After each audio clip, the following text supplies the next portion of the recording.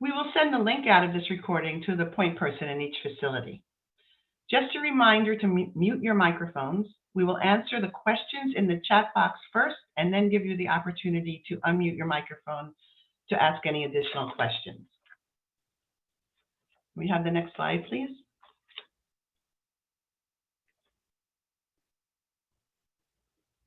Okay, this is the agenda that we will be discussing today, and it should take about 20 or 25 minutes. We're hoping the whole thing can be 30 minutes so that you can get back to your work. We appreciate you being here.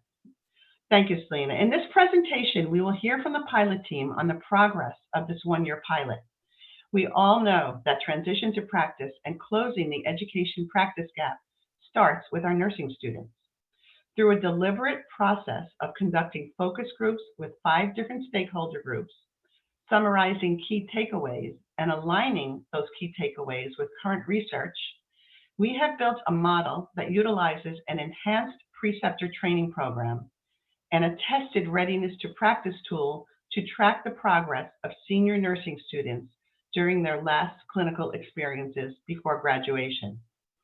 I would like to recognize and thank the Maricopa County Board of Supervisors for their dedication to our profession by investing monies from the American Rescue Plan Act in this pilot project to increase the practice readiness of new graduate nurses.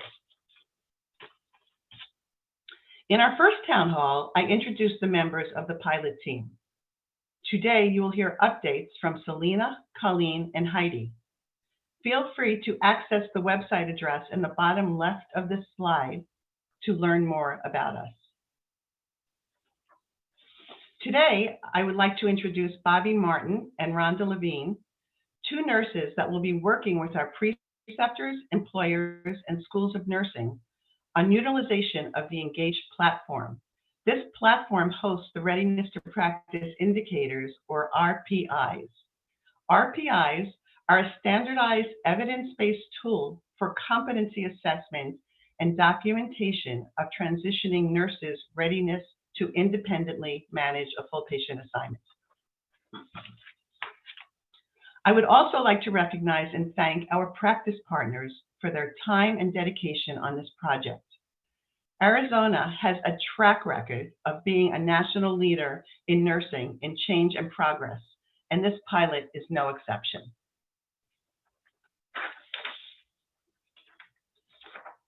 Okay, I'm going to turn it over now to Colleen, who's going to review the updated timeline. Thanks, Robin, and welcome everybody. We actually started working on this in December, and those of you that have been part of our discussion since then know that we spent the first probably 90, almost 120 days in the design phase. We knew the overall goal, but then all the detail needed to be developed. And we discovered the Engage product, which was a real winner because now we had a great measurement tool, which also actually will drive a lot of the experiences. The IRB applications were started, both with NAU, with the students, and ASU with the preceptors. And thanks to Heidi and Selena, who bring that great educational and research expertise. The preceptor training actually was very much developed in June. It finished in early July. Some of you, I know, have had a chance to see it. Personally, as a former educator and also a practice person, I was absolutely blown away with the quality of the preceptor training and also just the unique language that made it so realistic and so personal. And I think that's going to be a joy for the preceptors, whether they're very well trained or only newly trained.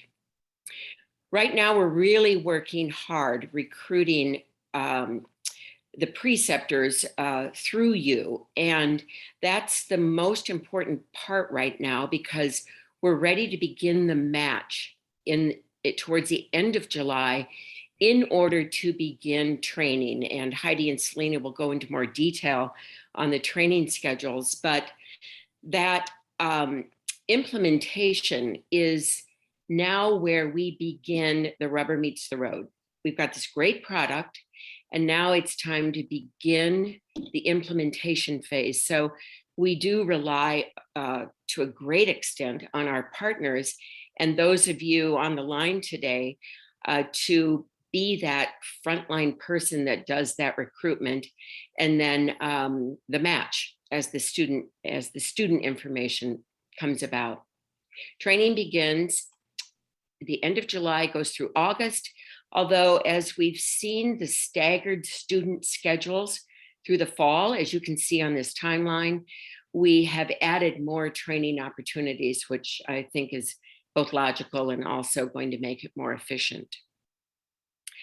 I'm going to ask Heidi and Selena to comment a little more on the student schedules here, just as it relates to the overall timeline, and then we'll get into more detail.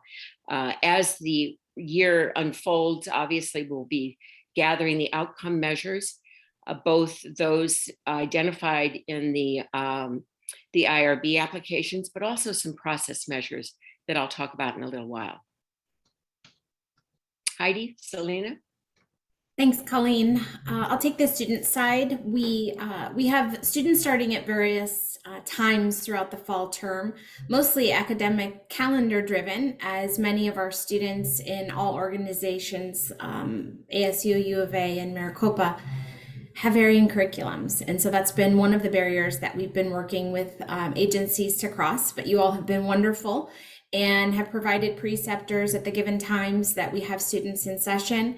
And just as Colleen said, we're hoping to align the preceptor training with the start dates of the students so that the training isn't delivered as far in advance, as just in time. It isn't too far in advance where we're having to do some brush up training. So Heidi, is there anything you wanted to say about that? I think that's it.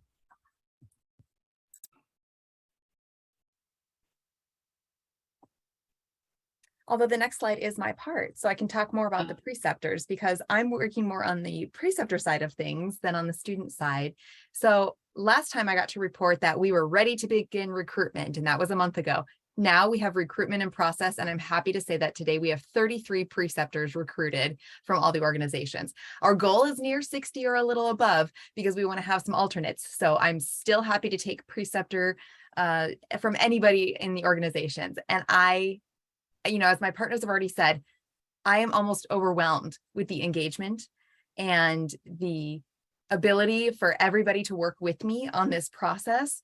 I cannot express enough appreciation for all of the people in all of the different academic and clinical agencies that have really helped us recruit these preceptors and get this process going. So again, we've had recruitment letters sent out to preceptors through the agencies, and then those interested preceptors have been contacting me.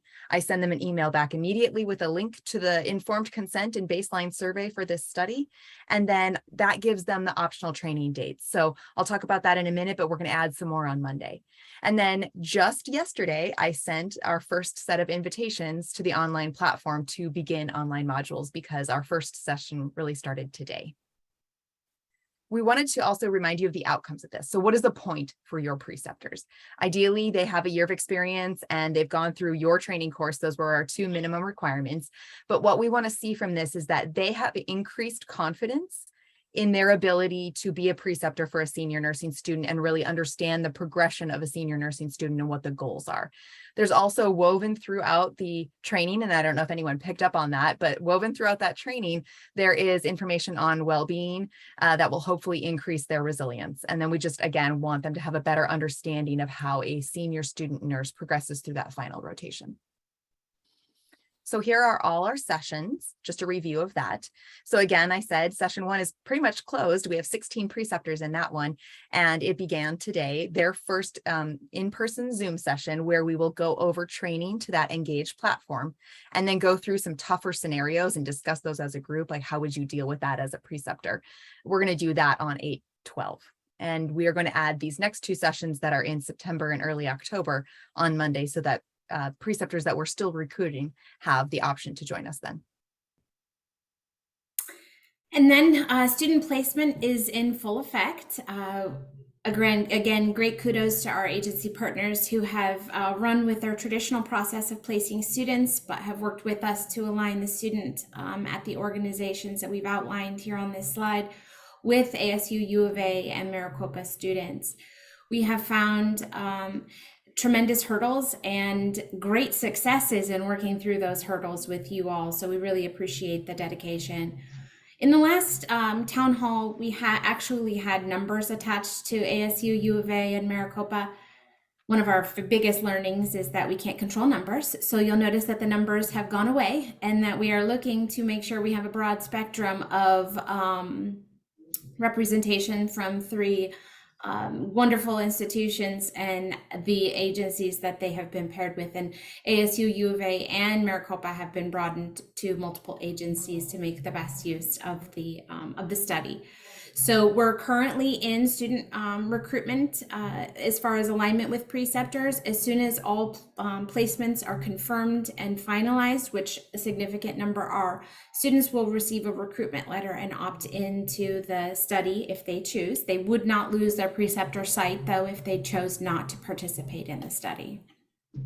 Again, what is the point of working with students as we look to measure their readiness to practice using the RPIs? We definitely want to see and explore the opportunity to utilize RPIs with nursing students. It hasn't been done very significantly. It's been mainly used with our graduate nurses. So really pulling this back a little into academic setting is allowing us to have some exploratory research related to student progression and how they work through their shifts 4, 8, and 11, depending on the school that they come from, however many shifts that they have. But really also taking measurements of students' confidence, taking measurements of students' perception of their work on the RPIs. So we plan to measure this with students at the beginning, the outset of their transition to practice experience, the end of their transition to practice experience, and 1 year after they complete the program. We are going to talk a little bit about expectations. And so Heidi is going to start with our our facility preceptors. So with our facility preceptors, to go through the training, we're asking them to complete a survey before, a survey after the training. We want them to complete all the modules, participate in all the discussion posts. So if you were in there previewing it last week, you saw some of that. And then we would like them to attend that Zoom session. They need to do all of those things, and then they'll get their incentive pay. And on top of that, we're going to get them 6 CNE credits, which we couldn't tell you last time because it was in process. But now for sure, we've gotten those CNE credits approved for the training modules. So I think that's an added bonus for those preceptors. So that's what we need them to do for the training. Now, when they start precepting students, our expectation is that they will have some communication with that student before the first day, just maybe getting to know them, even a few text messages back and forth. And then we would like them to work with that student for at least 80% of the students assigned shifts. And again, that's for 8 or 11 shifts. So that will, we'll have to work with managers on that about whether those preceptors were with the students for that many shifts, and that will determine their incentive pay for that. And then they do need to take some time each day to collaborate with the student and look over those readiness to practice indicators and decide, if the student is validating those or not. And transition to practice for these students is not new to their curriculum, but what we're really trying to do is highlight for our agency partners the expectation of these students. And so students are expected to have goals. Students are expected to create these. They're expected to ask for feedback. They're expected to critically think and demonstrate clinical competence. They're expected to effectively communicate and participate in all aspects of care. And as you noticed in the training when you previewed it, that's a big part of what we do for preceptors in helping them understand what that actually means in practicality. And we want to provide preceptors with the tools in order to push students to be a little bit more independent with practice. As far as the RN faculty, that is, this is also not, transition to practice is also not new for faculty, but what is new is the RPIs and the Engage platform. So we're going to work to train them, but just really solidifying what the expectation is that we want faculty involved. We heard that in our feedback feedback sessions from you in the first 90 days, that you mentioned that you wanted more connection with faculty. So we're really looking to solidify that in our training with faculty, that they should be connecting with the student and preceptor well before the first shift, for introductions, expectations, but then also at some point during the first week of the experience, that they're readily available, that they're working with the preceptor and the student as they move through the validation of the RPIs and any questions that come up or any tools that they may need assistance with in helping the student and or preceptor validate those RPIs. And Heidi and I will be available to each and every one of the RN faculty assigned to these students to help with those conversations, because again, the RPIs and the Engage platform are new. And we have a wonderful team with Galen Center for Professional Development as well. Colleen? I'll take this one, and it really covers just the early thinking about outcomes and process measures as this is implemented in real time. We know that a reduced workload and assignment is conducive to better teaching. It's in the literature. It also was really clearly presented in the focus groups. This is not an easy thing to accomplish, and it requires planning. We want to really study the reality of this. And just 3 of the variables that I've mentioned here are a workload assignment can be impacted by staffing on the unit for that shift, changes in patient acuity, and whether or not there was this opportunity to pre-plan. So pre-planning comes more easily when the student and the preceptor are matched on a schedule, as well as the rest of the team. And so the likelihood of a reduced workload assignment, the likelihood is greater when it can be planned in advance. We know that unit configurations, number of beds, opportunity to flex, et cetera, are also variables that impact that. We wrote this in as part of the pilot project, and obviously with some reimbursement for that reduced workload. Yet, whether there's incentive or not, as an operational person, I know how hard this is to pull off. We want to know how hard it is by looking at these variables. I'm very open to having a chat with anybody along the way as we learn what else should be measured on that particular item. As Heidi and Selena mentioned, the importance of the student preceptor match. How often was the student placed with a primary preceptor or an alternate or a staff nurse out of necessity for that very moment? These are just some early process measures, and whether or not they're written into an electronic tool that makes it easy to capture in real time at the shift, or done in a post-survey method is still to be worked on.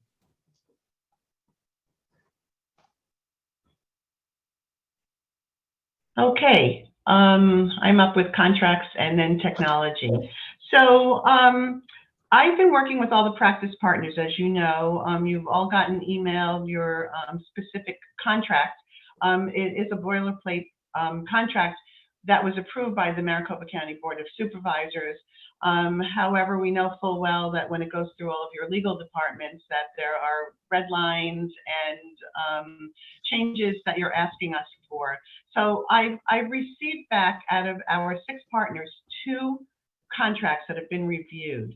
So thank you for those 2 entities. And if you're one of the 4 that has not gotten back to me yet, I would hope that you would within the next week or 2, because that has to then go through legal over at Maricopa County and come back to you. And the intent of this contract is really all about the reimbursement.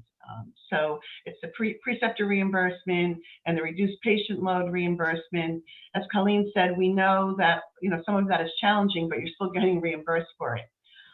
For our academic partners that are here, it's not a contract, it's an agreement that Heidi and Selena will be presenting to you, again, for some reimbursement for the faculty or to your department for working on this project.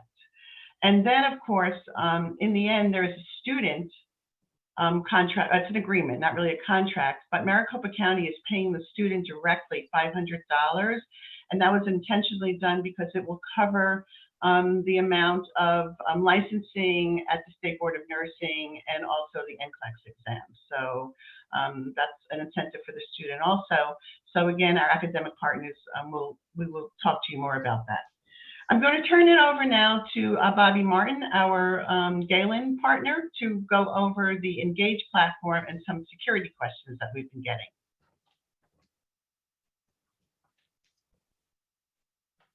Sorry, I was muted. Thank you for having me, and good afternoon, everyone. I'm happy to be a part of this. It's very exciting.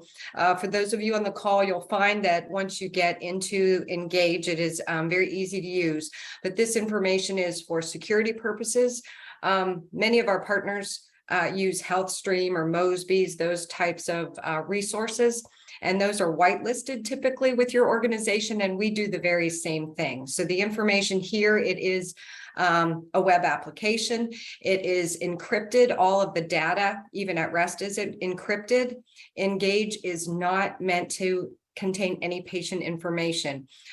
We strictly make sure no one puts it in. If they do, we eliminate it and get rid of it. We don't want any patient information in the system. Users are granted access by that we give them an email. Those emails are given to us and they configure their password. But we can mirror your individual organization password requirements. So if you have specific ones, we're happy to meet those, the length and the complexity. We do send emails from Engage notifying you if you have a reset password request or things like that. And sometimes that does require what's called whitelisting.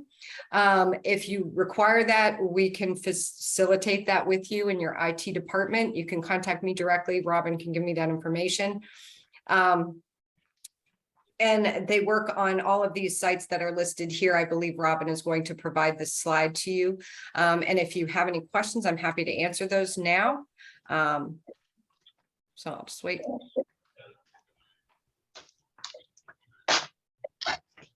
Okay. Does anyone have any questions for Bobby, or we can take some at the end? Thanks, Bobby. I will send out that information to everyone because I know we're specifically working with one IT department right now, and assume we'll have to go through all the others also. Okay, so just a reminder that the pilot partners and invited guests will meet on face-to-face on Wednesday, August 31st from 10 a.m. to 12:30 p.m. for the official launch of the pilot.